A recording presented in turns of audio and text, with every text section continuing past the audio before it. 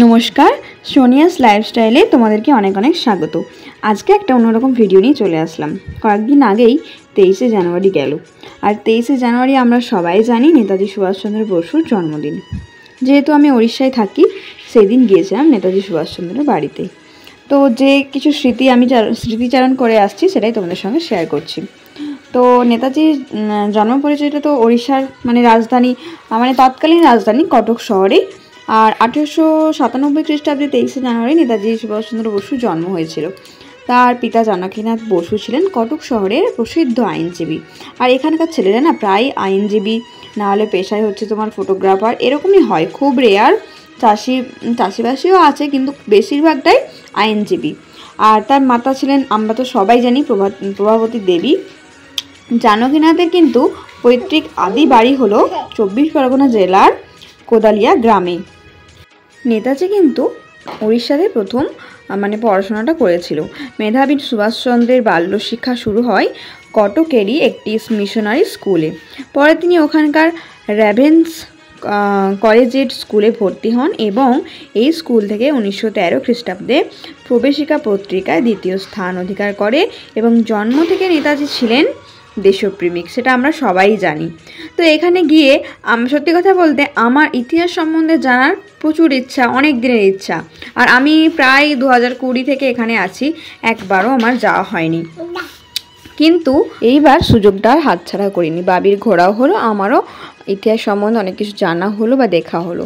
এটা যেহেতু আমার অনেক দিনের ইচ্ছে ছিল। আর এই যে মন্দিরটা দেখতে পাচ্ছ, এখানে নাকি নেতাজি পুজো করে কোনো সুড়ঙ্গ আছে এখানে বলে, সবাই জানি না। তো এখান থেকে বেরিয়ে গিয়েছিল। তো এখানে পার্কটা যেটা বললাম, এখানে একটা বড় পার্কও হয়েছে এখন। সেদিনকেই 23শে জানুয়ারির দিনকেই নতুন তোমার উদ্বোধন হলো। আর খুব সুন্দর কারুকার্য পার্কটার। সেদিন ছিল ফ্রিতে, বিনা টিকিটে, তাই আমরাও চলে গিয়েছিলাম। সুযোগে তো সদ্ব্যবহার করে নিতেই হয় সব ক্ষেত্রেই। নেতাজি মেমোরিয়াল লেখা আছে। আর কি সুন্দর সুন্দর গোলাপ ফুলগুলো, প্রচণ্ড ভালো ভালো ফুল আছে, ফুলের বাগান, গাঁদা ফুল দেখার মতন প্রচণ্ড রকমের ফুল, ফোয়ারা। আর বোটিং আছে এর ভেতরেই, আরও নানা রকম। আর বোটিং যেখানটায় হবে সেখানটায় এখনও কাজ সম্পূর্ণ হয়নি। এই যে এখানে ফোয়ারা দিয়ে আছে, এই পুকুরটাতে বোটিং হবে। এটা হচ্ছে নেতাজির বাড়ির পাশে যে বাগানটা, ওখানে অনুষ্ঠান হচ্ছিল।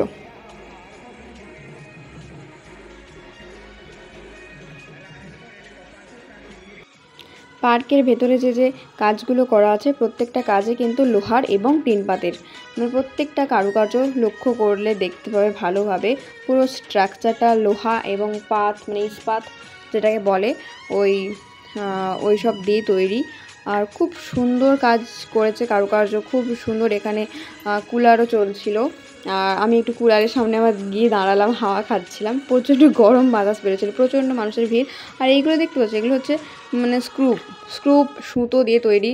চিত্তরঞ্জন দাস, মহাত্মা গান্ধী, ক্ষুদিরাম বসু, নেতাজি সুভাষচন্দ্র বসু সবার ছবি, যে সুতো দিয়ে ভগৎ সিং, সবার ছবিই ছিল এখানে।